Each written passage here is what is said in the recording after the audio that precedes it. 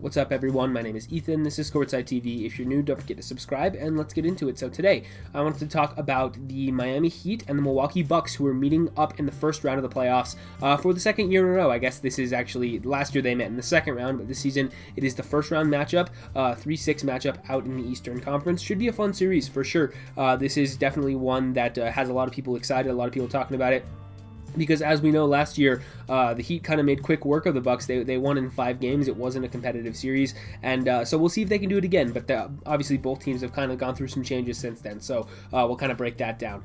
And I think I'm going to do this for a couple of the first round series that are coming up. I probably won't get around to doing this for every single series that's happening this week and moving forward. But as we lead up to the first round of the playoffs, which doesn't start until Sunday, I believe, we're going to kind of be going through Saturday or Sunday. We're going to kind of be going through a couple of these first round matchups that I find the most intriguing. So today we're going to be talking about the Bucks and the Heat.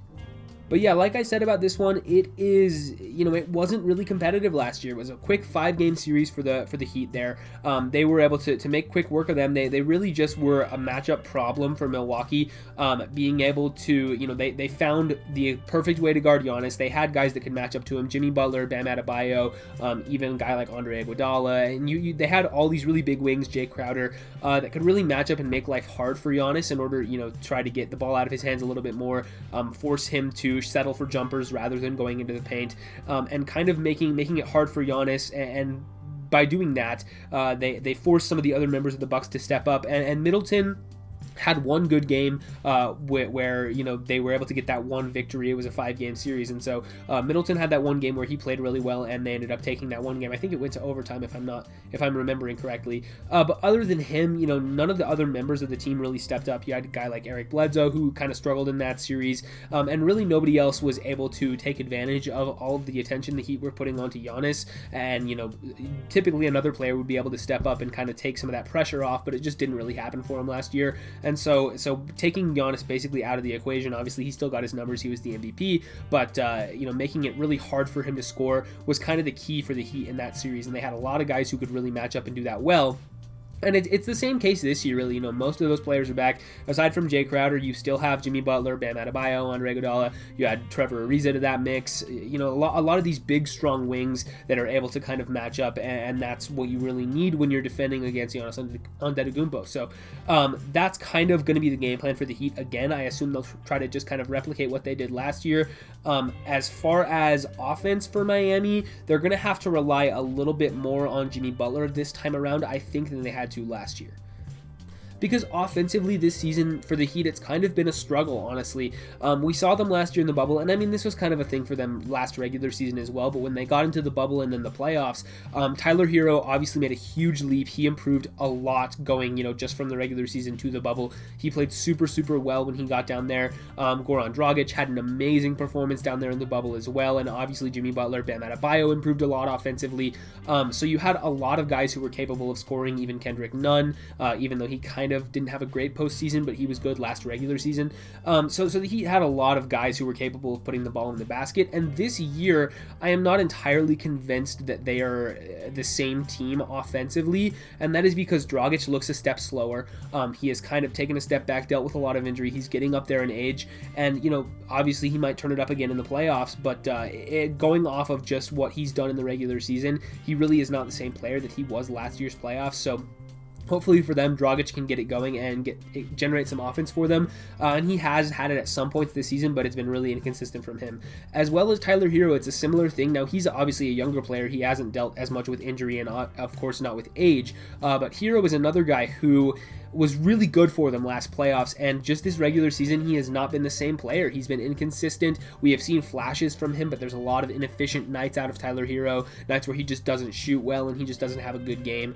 So if Hero cannot be that consistent third option for Miami here, they could potentially be in trouble offensively, and we've kind of seen that come to light at points this season in big games where Jimmy Butler is going to get his points. He's going to get into the paint and get draw fouls and do all of the Jimmy Butler things, and we have come to trust him in the playoffs immensely over the last couple of years because he's proven time and time again that he can do this. But other than Jimmy Butler, I think the Heat are going to have to find some other guys in order to step up and maybe make some plays to really put the ball in the basket and let them threaten Milwaukee here.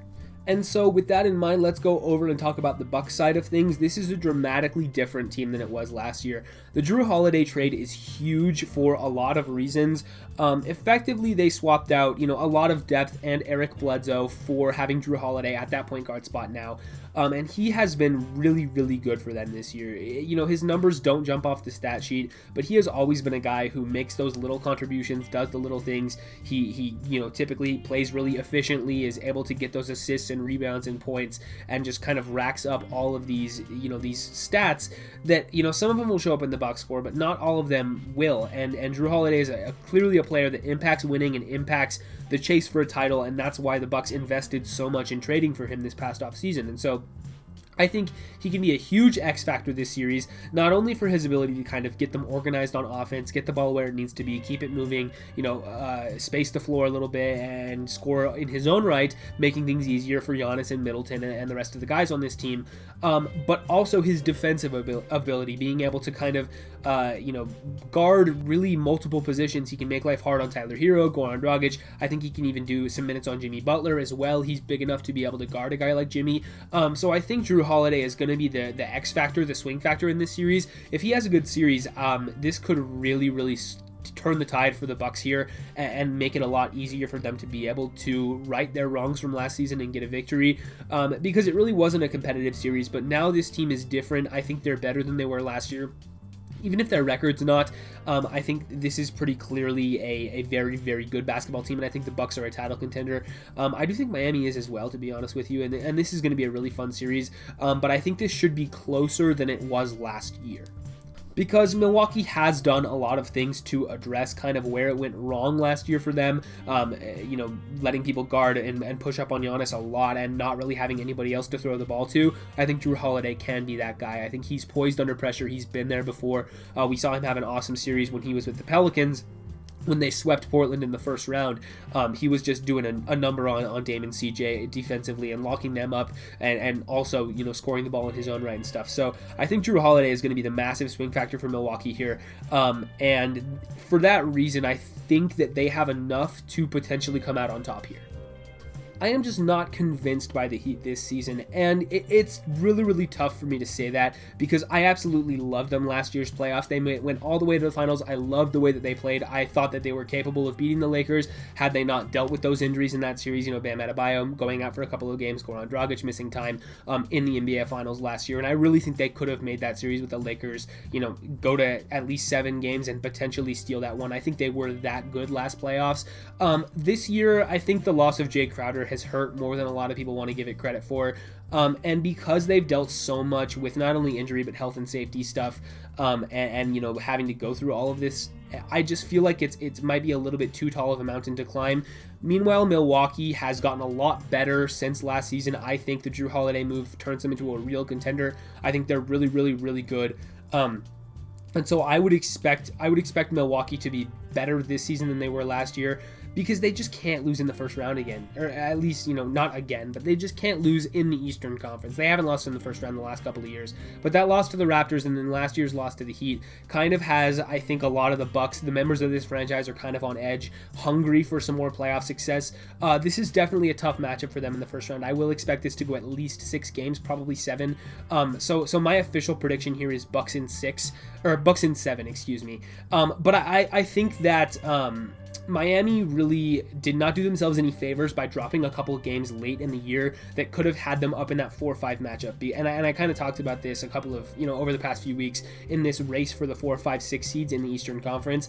It was really important to get in that 4-5 matchup for Miami specifically, because I would have picked them in a series against either Atlanta or New York. I think they would have been able to handle business against either of those teams, but instead being down at 6 means they have to play the Bucks. And I just think that while this team is certainly capable of a deep playoff run, I think Milwaukee is as well. And so Miami is a very good team. They're competitive and they play the right way. But this is I just feel like Milwaukee's the better team here. it really hurts me to pick against Jimmy Butler. I love that guy. I think he's one of the 10 best players in the NBA. You should never doubt Jimmy Butler going into the playoffs, and I'm not doubting Jimmy whatsoever. I think he's going to have an awesome series. He's going to do Jimmy Butler things, and he is going to, play with that intensity and fire that we've come to expect from him last year and for the past couple of seasons. I think Jimmy Butler is going to be, absolutely unstoppable this series. I just am a little bit skeptical on Hero and Dragic and Duncan Robinson and Kendrick Nunn and some of the other members of this Heat team. I just don't feel like they'll have quite enough offense to really keep up with Milwaukee, assuming that Giannis and Chris Middleton and Jrue Holiday can get things going and working together. And I believe that Jrue Holiday is that type of player that will really help the Bucks to be able to get over their hump. So yeah, there you go. Keys to the series for the Heat is limit Giannis as much as possible, do everything you can in order to make sure that he is not killing you, and just dare the other members of the team to step up and make you pay. And the keys for the Bucks here is, let Giannis do his thing, but let him draw as much defensive attention as possible, and just hope that your other players, and specifically Jrue Holiday and Chris Middleton, can really make up for that and be able to score and put the ball in the basket. And I guess for the Heat as well, just kind of getting enough offense outside of Jimmy Butler, guys who can score on their own right and be able to score enough points to potentially stay ahead of the Bucks. So I'm going to go Milwaukee in 7 games. I think this should be one of the closest series in the first round. I would not even be surprised if it came down to the final buzzer. But that's my rationale for picking the Bucks here. I really think this could go either way, and it hurts me to pick against the Heat. It really does. But I just think the Bucks are the better team this year, and this is a tough matchup for Miami in the first round. But yeah, like I said at the top of the video, if you're new, don't forget to subscribe, leave a like, ring the bell if you want to, leave a comment letting me know what you guys think about this series. What's your prediction? How do you think it's going to go? And who's going to be the MVP of the series? Would love to hear your thoughts down below. But with all that said, I will see you guys in the next one.